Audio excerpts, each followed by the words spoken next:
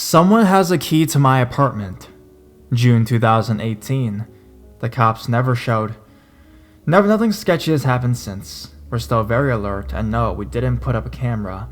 I really appreciate everyone's comments and thanks for the support. We're both fine. No long-lasting trauma. Background information. Me and my roommate, female's late 20s best friends, just moved into this apartment, and yesterday was our 1-month anniversary of living there. It's in Ontario, GTA. Great neighborhood. A little touristy, not a bad area.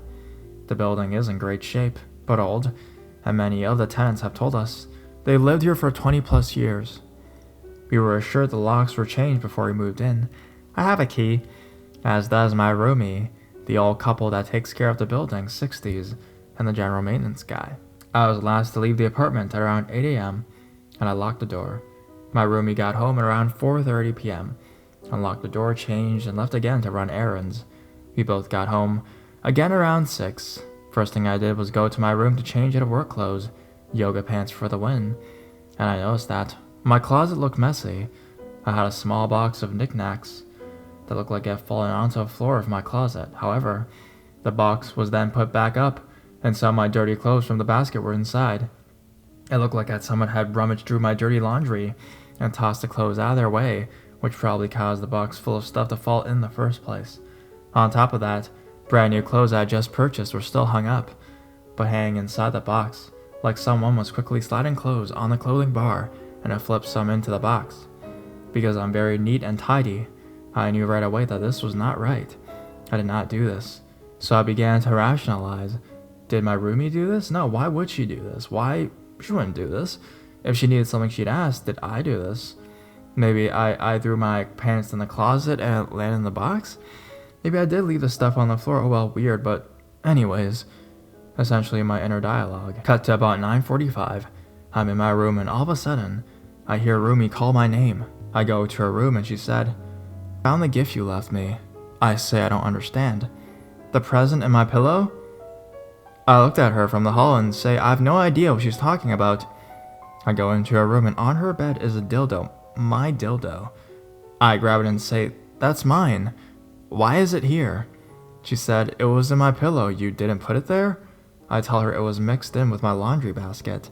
That's where I leave it to remind myself to wash it within a day or so. Now the wheels are turning, and things are coming together.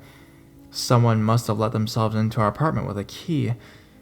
Went into my room, looked through my dirty laundry, found the sex toy mixed in there, and put it inside her pillowcase so she'd find it when she went to bed. After being in shock for a few minutes, the reality sunk in, and I started to cry. Someone had access to our apartment for at least the last month. Decided to talk to the building managers, the old couple, and while they seemed to want to comfort me because I was an emotional mess, the husband mostly played it down, saying it was probably a joke. And did we give a copy of the key to anyone? No, never. I think it was part of culture and age that made them downplay it. We did call the cops, and they actually came within an hour or so. They took all of our information, we told them the full story, and they had a look around. Honestly, they can't do much, and I figured that. At least we have a paper trail. I definitely mentioned the handyman guy as the one they should talk to. They're going to follow up with some residences and the building staff. I also watched a property manager, an old guy's suite, and that handyman changed my locks this AM. If anything seems out of place, then it's very clear it's either the staff or someone who has access to their apartment and keys. We're getting a camera that we can attach somewhat discreetly, and hopefully it never catches anyone that shouldn't be in our apartment.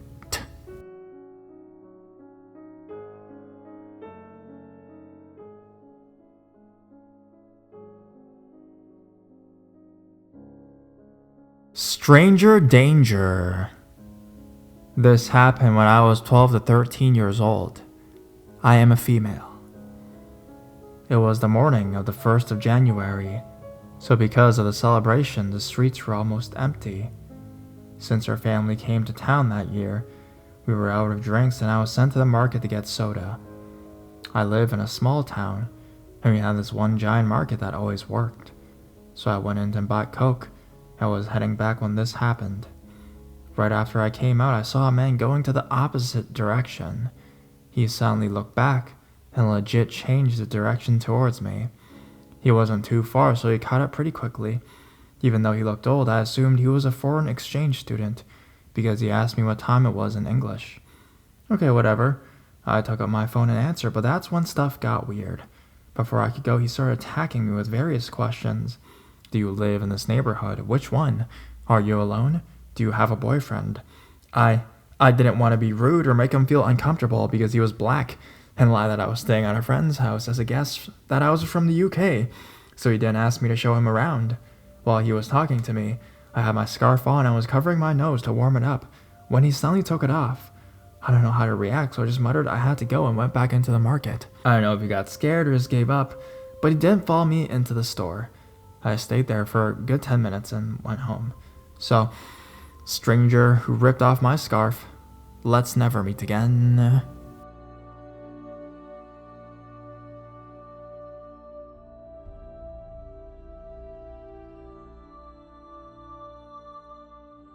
Nazi or nah?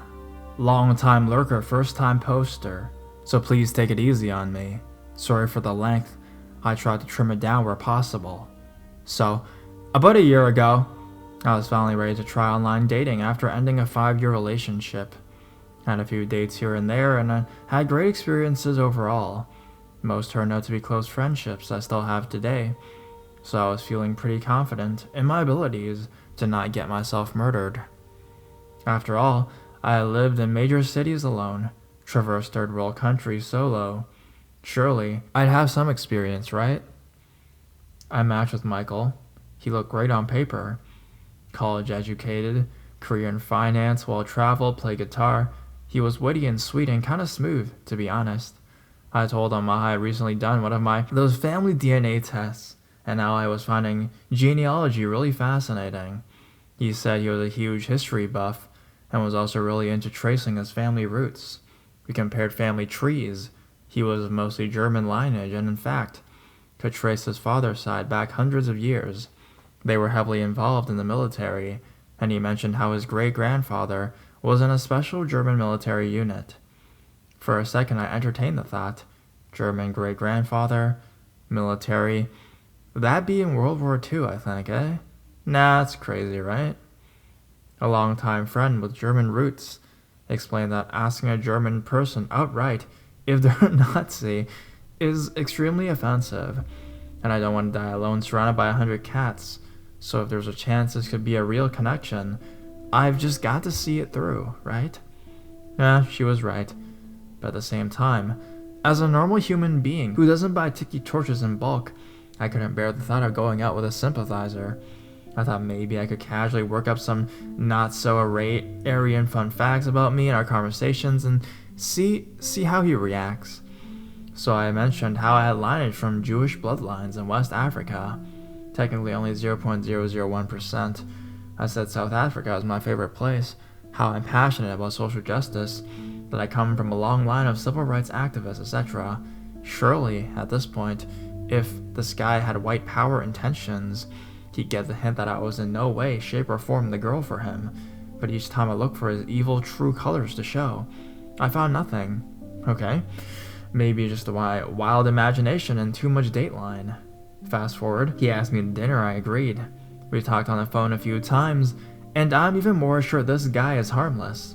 He says he wants to cook for me and make a German dish of his grandmother's, again not a red flag because of the whole genealogy conversations we had, and I hear the rhetoric in my head, always go to a public place for a first date, but come on, what are the chances this guy is some sort of psychopath? That only happens on Dateline.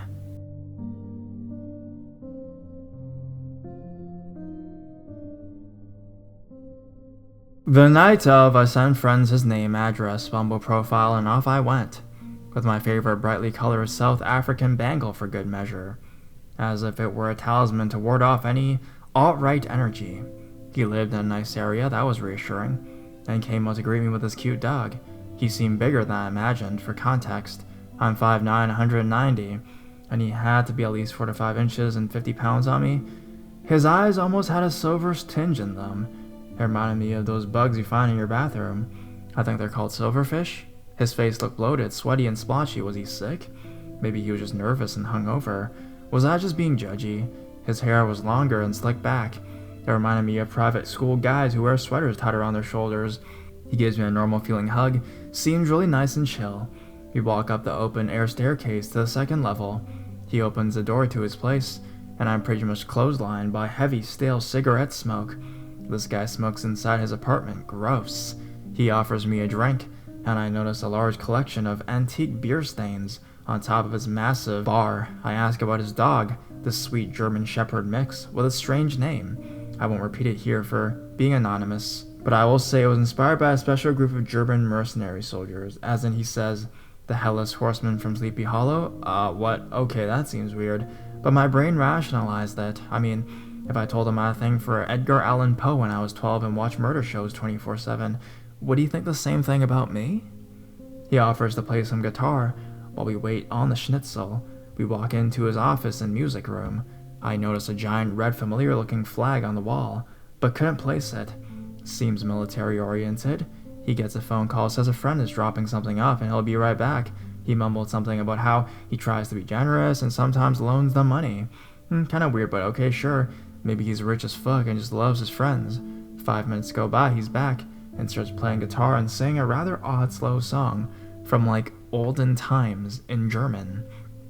I don't know if you're familiar with many German songs of yore, but it seemed like an odd choice. I asked where he learned it. He said it was an old war song that had been passed down through the men in his family. Gulp. Stuck between a weird gut feeling and the patriarchy telling me, don't be rude, don't act crazy. I convinced myself I was being paranoid and pressed on. He lights a cig inside and gives me a tour of the place. He randomly mentions that he suffers from a lot of back pain. Okay, random, sorry to hear that. We get to his bedroom, and the main piece of decor is an actual Confederate flag, like right above his bed. Like the kind you get at Walmart to put on your truck for like a Charlottesville rally road trip, I think. Oh, hell no. Me out loud. Are you serious with that? Is it for real? I'm semi-aggressively calling him because I'm shocked and pissed, but also smiling a bit because I'm afraid of making him angry and getting murdered. I pictured everyone at my funeral commenting on how stupid I was for not meeting this guy in public first. Him? What? Why, are you mad? I thought you knew I was a history buff. Yeah, but being a history buff is different from hanging a fucking Confederate flag right above your bed. It's 2018, come on. He gives me this blank stare like I was speaking a different language. He mumbled some non-excuse about siding with the underdogs of history. Beg your pardon? Were the, actual slaves not the underdogs? I just stared at him, shocked. His phone rings, and another friend is here to drop something off. He walks out. What the fuck? I text my friends all the blaring red flags and ask if I'm completely off my rocker or am I basically living in the movie Get Out right now. I know, he's the crazy one. Get out now. I go to get my purse in his office and take a photo of the flag and notice a big old-timey amber glass medicine bottle that wasn't there before, about 5 inches tall, filled with white powder, and a trace of 2 small parallel lines of dust next to it. He must have been snorting this when I wasn't in the room. Great. A racist and a drug addict. What else is this guy capable of? I'm not waiting around to find out. I bolt down the stairs and see a black car parked right in front with a light on inside. I ask as my car is about 15 or so spots down to the right. I recognize Michael leaning over in the back seat. Okay, he can't see me. I'm gonna make it. I turn my body to head towards my car and inadvertently lock eyes with the driver for a split second. I hear him say, "Hey Michael, I think your girl is leaving." Fuck. How do you know who I was? Michael looks up and I try to speed walk to safety. He chases up to me. "Hey, where are you going? Why are you leaving?" He actually seemed really sad. "Look, Michael, you obviously have a lot going on tonight. I'm not feeling well. I'm gonna head home." He lays it on thick. "Come on! I dropped so much money at the Whole Foods for this dinner. I've been so excited to meet you. Please stay. I promise you'll have a good time. I'll be a total gentleman." "I don't know. I'm just not really feeling well. We'll hang out another time." "Are you serious? Are you just gonna leave like that?" Okay, wow, he's getting angry. And apparently on drugs. I could make a run for it, but I quickly realized there's no way I'd make it. And he'd get even more mad. Fuck. My only choice was to keep him calm until I figured out a safe exit, and that meant going back into Lion's Den. Something clicked, and I went into a weird autopilot mode. I remember this time in high school when a big guy with some unchecked mental disorders got violently blackout and paranoid. He throws someone to the ground out of nowhere and starts choking them, then snap out of it, calm down, walk away, and then come back yelling threats and do it all over again. No one could stop him. We were trapped. Even 3 guys at once tried to subdue him, and they couldn't do it. When he punched something and started bleeding profusely, I saw an opportunity. I put on my best 1950s Super Sweden subservient housewife impression, guided him away from the group, and dressed his wound with a smile. The zombie monster was so touched. It was straight up Beauty and the Beast. I walked him to the door, gave him a Southern grandma send-off, a hug as, "You get home safe now, okay?" Pointed him towards his house and watched him stumble home. The terror was over. Long tangent, but tons of people have asked why I went this particular route with Nazi guy, and I think it's because last time I was in a similar situation, this method worked for me, so I went with what I knew, I guess. So anyways, back to Nazi guy. "Okay," I said, given my best honey-dripping 1950s housewife voice. "You're so right, that was so rude of me. I'm sorry, let's go eat. I'm sure it'll be great." We walk back up to his apartment, and his friend drives away. I try to make eye contact, but he's looking away. I remember half joking to myself, "Well, I'm probably gonna die here tonight, awesome." He finds the dog had eaten half the schnitzel. He's furious. If I hadn't tried to leave, this wouldn't have happened, he says. I apologize and try to calm him down. He then empties a half bottle of olive oil into a pan, sauteing onions. As he's moving the pan, it looks like he's falling asleep while standing up. He's nodding off, like when you see heroin addicts do on intervention. The white powder must have been crushed up painkillers. He's gotta be a dealer. That must be why his friends keep coming by. My god, how did I let myself into this situation? And now I have to worry about not burning to death on top of not getting murdered. I tried slowly taking over at the stove, but he was not having it. He kept lifting the pan of hot oil and sloshing it around while trying to keep his balance, all the while his eyes closed. I took cover behind the counter and just waited for the grease fire. My phone rings. I tell him I want to take the call outside, so as to not be rude. My friend Jake asks me if I'm okay. I tell him no and start to freak out and cry. All of a sudden I hear loud banging. Michael has opened his kitchen window and was actually cupping his ear to hear my conversation through the screen. He's so fucked up, he has no idea that I can actually see him. I snap back into character. I mean, yeah, I'm fine. I'm having a really good time with Michael, he's great. I'm just having bad allergies. Let me call you in a few. Are you sure? Yeah, I'm fine. Call you later. Click. My lifeline was gone. I go back inside. He asked me to sit at one end of his massive, distinguished dining table. I realized there's much more German military memorabilia on the wall than I initially noticed. I think I actually spot a couple of teeny swastikas on the antique beer stains, but at this point, I'm questioning reality, so who knows? He brings me a plate of schnitzel and sits at the opposite end of the table, not next to me, not a couple chairs down, but actually far enough away that we can play a decent game of beer pong. So there's probably 10 feet at least between us, like 3 or 4 chairs. I almost laugh at how ridiculous and pretentious this is. Who is this guy, Dracula? Who sits at a table like this when it's just 2 people chilling at home? Adolf and Ava must have used the same seating arrangement. Michael gets up and offers me a drink. I ask for the wine I bought to be safe. He apparently ignores me entirely and instead gets out 2 giant glasses and pours, I shit you not, chocolate fucking milk. Oh, wonderful, just what I wanted, thank you. What the actual fuck? I nervously smile and drink it. I ask him about work, his hobbies, his family, like you would in any normal date, except I was literally talking to myself. I use the word literally, very literally here. He was on another planet, in and out of consciousness, but I need him to think I was having a great time in the moments that he was conscious, so he wouldn't blow a gasket and murder me with an antique bayonet. Whoa, that was an amazing meal. Dead silence. Well, what kind of seasons do you use here? Dead silence. Oh yeah, cool. I can definitely taste it. You're such a great chef. Dead silence. Pan to him, head down, hanging over his plate, eyes closed, just sitting there. Thank you so much, Michael. This was so great, but I really need to hit the road now, though. At this point, I have been trapped in the psycho's apartment for a total of 5 terrorizing hours. Surely for him, I must have been a great date and deserved to leave. But instead, a switch went off. You're just gonna leave and not offer to help me clean the dishes? Shit. Oh, of course, you're so right. I'm so sorry. Here, let me help you. I clean all the dishes as quickly as I can while he just sits there, his head nodding. He slowly gets up and walks over to me at the sink. "Oh, that's so nice." His tone is entirely different. "You didn't have to do all that." "Ah, yes I did." "Do you have amnesia?" "Did you just not basically demand I do them?" "Jesus, get me out of here." I get my things and tell him what a wonderful time I had, and thank him again profusely for a great dinner. He insists on walking me out. We're almost to my car. I turn around to thank him again. He gives me a hug. I can feel his hot, sticky body heat coming through his shirt. Gross. "We should do this again," he says, like he genuinely thinks tonight was a success. "Absolutely, sounds great," I lie. I get in my car, lock my door, and relief washes over me like the water from an ice bucket challenge. I back out the parking spot. As he waves goodbye, and pretty sure silver tinge in his eyes gleamed in my headlights, he grins. I burn rubber, bawling, crying, and so thankful it's finally over. I found out later the family flag at his office was the Reich war flag, and the special military group his grandfather was in was the Nazi army.